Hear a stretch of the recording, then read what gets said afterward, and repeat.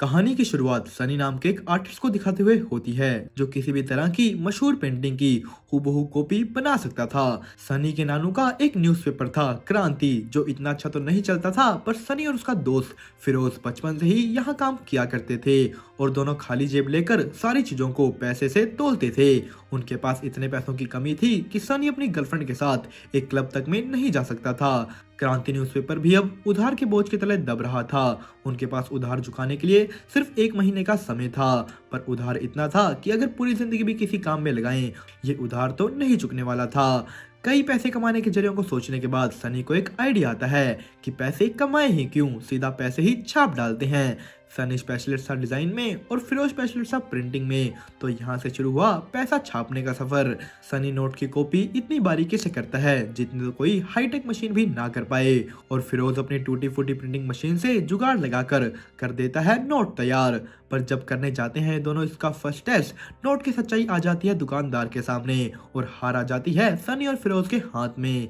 Scene यहाँ से shift होकर पहुंचता है पड़ोसी देश नेपाल में, जहां इंडियन पुलिस, जिसे माइकल नाम का एक ऑफिसर लीड कर रहा था, नेपाल पुलिस के साथ मिलकर मंसूर नाम के एक आदमी को, जो कि नकली नोटों का बिजनेस चला रहा था, उसे गिरफ्तार कर लेते हैं। पर वहां से निकलते वक्त मंसूर के आदमी पुलिस की टीम पर हमला कर देते हैं, जिसकी वजह से मंसूर वहां से भागने में कामयाब हो जाता है। दूसरी तरफ हम देखते हैं कि सनी को अपने नोट की कमी के बारे में पता लग जाता है, जो कि कोई डिजाइन की कमी नहीं है बल्कि नोट में यूज होने वाले पेपर की कमी है। सनी और फिरोज हर टाइप का पेपर टेस्ट करके एक फाइनल पेपर तैयार कर लेते हैं, जिसमें फिर से नोट बनाकर वो लोग चेक करने के लिए दुकान में जाते हैं और ये नोट अब की बार चल जाता है। सीन शिफ्ट होकर एक गवर्नमेंट मीटिंग की तरफ जाता है, जहां मेगा नाम के एक आरबीआई ऑफिसर को दिखाया जाता है, जो कि नोट पकड़ने की एक नई टेक्नोलॉजी चिप CT600 के बारे में सबको बता रही थी, पर कोई भी उस पर इतना ध्यान नहीं देता सिवाय पुलिस ऑफिसर माइकल के, जो कि वहां अपने लिए एक स्पेशल टीम मांगने आए थे, जो कि उसे इस नकली नोट के बिजनेस को खत्म करने में मदद करेगी। दूसरी तरफ हम देखते हैं फिरोज और सनी अपने नकली नोट लेकर एक डीलर के पास जाते हैं, जो उन्हें 2 करोड़ नोट बनाने का ऑर्डर देता है। वो लोग ये ऑर्डर ले तो लेते हैं, पर अब सवाल था कि इस ऑर्डर को पूरा कैसे करें, क्योंकि ना उनके पास कोई मशीन थी, ना मशीन खरीदने के लिए पैसा। वो दोनों वापस उसी इंसान के पास जाते हैं जिसका उन्हें उधार चुकाना था, और उससे ऊपर से और उधार मांगते हैं, पर अब की बार सारा उधार 2 महीने में चुकाने की बात के साथ उनको उधार मिल जाता है। सनी अपने चाचा यासिर को अपने साथ जोड़ लेता है और उनकी असली क्रांति न्यूज़पेपर की प्रेस छापती है नकली क्रांति यानी पैसा। वो लोग अपना ऑर्डर भी पूरा कर देते हैं, सारा उधार भी चुका देते हैं, और इसी चीज की खुशी में सनी अपनी गर्लफ्रेंड को एक महंगे होटल में डिनर पर लेकर जाता है और वहां पर भी वो इन्हीं नकली नोटों का इस्तेमाल करता है। उसे इस बात का बिल्कुल भी नहीं पता था कि उस वक्त उसी सेम होटल में आरबीआई ऑफिसर मेगा भी आई हुई है, जिसके हाथ ये नोट लग जाता है और वो हाथ लगाते ही इसे पहचान लेती है। दूसरी तरफ हम देखते हैं कि पुलिस ऑफिसर माइकल को एक स्पेशल टीम बनाने की परमिशन मिल जाती है, जिसमें वो मेगा को भी इंक्लूड कर लेते हैं। सनी और फिरोज को इधर एक बहुत बड़ा ऑर्डर मिलता है, पर इसे पूरा करने के लिए उन्हें वो स्पेशल पेपर चाहिए था, जिसके लिए वो एक बूढ़े आदमी के नाम पर कंपनी बनाते हैं और पेपर कंपनी से पेपर एक्सपोर्ट करवाते हैं। मेगा ने टीम ज्वाइन तो कर ली थी, पर वहां उसे कोई काम नहीं दिख रहा था। होटल से पकड़े नोट को बनाने के पीछे उसे प्रिंटिंग प्रेस की मशीनों पर शक था, पर जब वो माइकल को प्रिंटिंग प्रेस की तलाशी लेने को कहती है तो वो साफ साफ मना कर देता है, क्योंकि उनका फोकस अभी मंसूर को पकड़ने पर था। मेगा माइकल के ऑर्डर को नहीं मानती और चोरी से उसके ड्रॉर से उसका स्टंप लेकर खुद पुलिस को लेकर प्रिंटिंग प्रेस की तलाशी करने निकल पड़ती है और पहुंच जाती है क्रांति न्यूज़पेपर की प्रेस के पास, जहां अंदर सनी, फिरोज और यासिर चाचा नोट प्रिंट कर रहे थे। वो लोग पुलिस को बाहर देखकर डर जाते हैं और जल्दी जल्दी सब कुछ छुपाने लगते हैं। यासिर चाचा जितना हो सके पुलिस को बाहर रोक कर रखते हैं, पर इससे पहले मेघा अंदर ज्यादा कुछ तलाशी कर पाती, उसे माइकल का फोन आ जाता है, जिसे उसकी इस हरकत का पता लग गया था। पुलिस वहां से चली जाती है, जिसे सनी और फिरोज भी बच जाते हैं। इस घटना से यासिर चाचा बहुत डर जाते हैं और सनी के नानू को इन सब बातों के बारे में बता देते हैं, जो कि सनी और फिरोज दोनों को अपनी प्रेस से धक्के मारकर बाहर निकाल देते हैं। कुछ दिनों बाद सरकार मेगा की मशीन को धनरक्षक नाम से पूरे देश में लॉन्च कर देती है, जो कि एक बहुत बड़ी सफलता साबित होती है। अब चारों तरफ नकली नोट पकड़े जाने लगे थे। सनी को दूसरी तरफ खबर मिलती है कि उसके नाना खो गए हैं और काफी ढूंढने पर भी नहीं मिल रहे। सनी और फिरोज दोनों उनकी तलाश करवाने के लिए पुलिस के पास जाते हैं, पर वहां सनी उनसे बदतमीजी कर लेता है, जिसकी वजह से उन्हें ही उल्टा हवालात में डाल दिया जाता है। उनके जेल से निकलने के बाद उन्हें पता लगता है कि उनके नाना को भूलने की बीमारी हो चुकी है और वो धीरे धीरे सब कुछ भूल रहे थे। वो ये भी भूल चुके थे कि उन्होंने सनी को प्रेस से बाहर निकाल दिया है।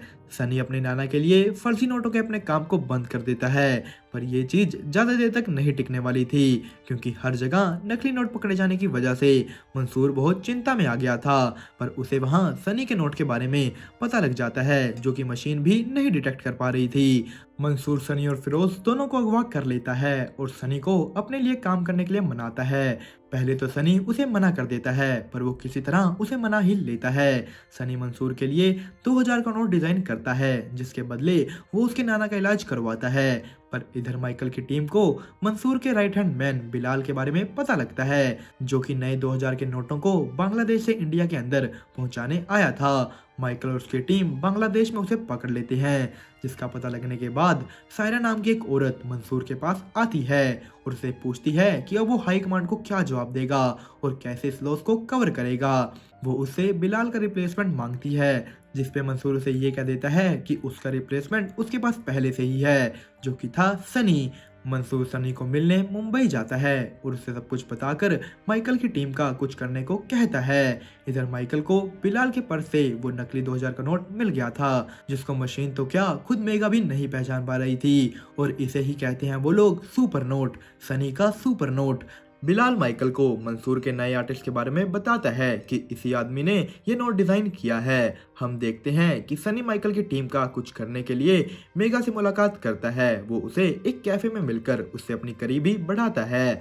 मेगा को इस शहर में एक घर चाहिए था, जो दिलवाने में सनी उसकी मदद करता है, और इन्हीं सब के बीच वो उसके फोन में एक ट्रैकर भी इंस्टॉल कर देता है, जिससे उसके फोन के मैसेज और कॉल अब सनी पढ़ पाएगा। पर दूसरी तरफ बिलाल के पास भी सनी की टीम में एक खबरी था। मंसूर सनी को 12,000 करोड़ 2000 के नोट इंडिया में पहुंचाने की जिम्मेदारी देता है, जिसे लाने के लिए सनी को एक रूट डिसाइड करना था। पर वो लोग जो भी रूट डिसाइड करते थे, खबरी द्वारा उसकी खबर माइकल की टीम के पास पहुंच जाती थी और मेगा के फोन से वापस सनी के पास। वो लोग जिस रूट के बारे में बात करते थे, माइकल उसी की सिक्योरिटी बढ़ा देता था। ना ही सनी को समझ आ रहा था कि माइकल के पास ये खबर कैसे पहुंच रही है, ना ही माइकल को ये पता चल रहा था कि सनी को सिक्योरिटी की खबर कैसे मिल रही है। सनी और मंसूर बिल्कुल ही नए रूट से पैसा ले जाने का प्लान बनाते हैं, जो कि था एक शिप के जरिए। वो लोग ओमन में कैप्टन ताल से मिलते हैं, जिनके साथ एक शिप लेकर वो इंडिया के लिए निकलते हैं। पर रास्ते में ही मजाक मजाक में ताल सनी को दवाई के नाम पर ड्रग्स दे देती है, जिसके नशे से जब सनी उठता है तो उसे पता लगता है कि जहां उन्होंने पहुंचना था वहां पहले से ही पुलिस खड़ी है, तो उन्हें अपना रास्ता बदलना होगा। पर अब उनके पास ये करने का समय नहीं था, तो सनी बीच समुद्र में ही नोट्स के कंटेनर को उतारकर शिप से भाग निकलता है और कुछ समय बाद वापस आकर सारा पैसा समुद्र से निकाल लेता है। और अब उनके पास होता है पैसा ही पैसा, जिससे वो अपने सारे शौक पूरे करते हैं। पर ये सब काम पूरा होने के बाद भी सनी मेगा से बात करना बंद नहीं करता, जिससे उनकी करीबियां बढ़ती ही जाती हैं।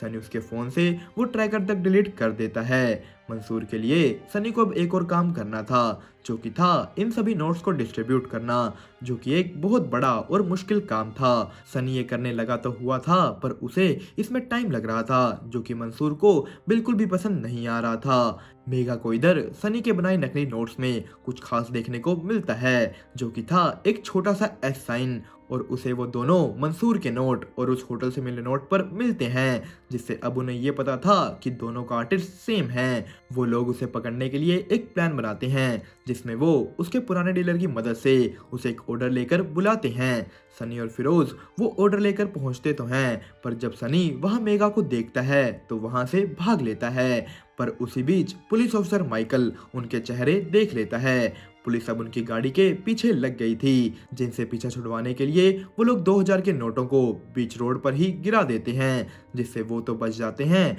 पर इन नोटों की खबर सारी तरफ फैल जाती है। मंसूर का नाम भी अब मीडिया में आ गया था, जिसकी वजह से उसे भी हाई कमांड से धमकियां मिलनी शुरू हो जाती हैं।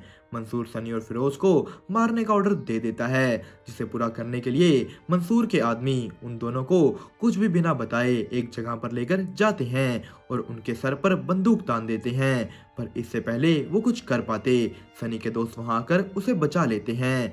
वहां से निकलने के बाद सनी को खबर मिलती है कि क्रांति न्यूज़पेपर की प्रेस में आग लगने के कारण उसके नाना की मौत हो गई है और इसी चीज का बदला लेने के लिए वो निकल पड़ता है उस जगह के लिए जहां सभी 2000 के नकली नोट स्टोर थे। वो एक एक कर सबको मार देता है और मंसूर को वीडियो कॉल कर उसके सामने ही उसके सभी नोटों को आग लगाकर खाक कर देता है। दोस्तों, इसी के साथ ये वीडियो तो यहीं पर खत्म होती है, पर ये कहानी नहीं। इस सीरीज का अगला सीजन आते ही हम आपके लिए लेकर आएंगे आगे की कहानी। पर तब तक के लिए बने रहें हमारे साथ। वीडियो पसंद आई हो तो वीडियो को लाइक करें और अगर अभी तक चैनल को सब्सक्राइब नहीं किया है तो देरी किस बात की है।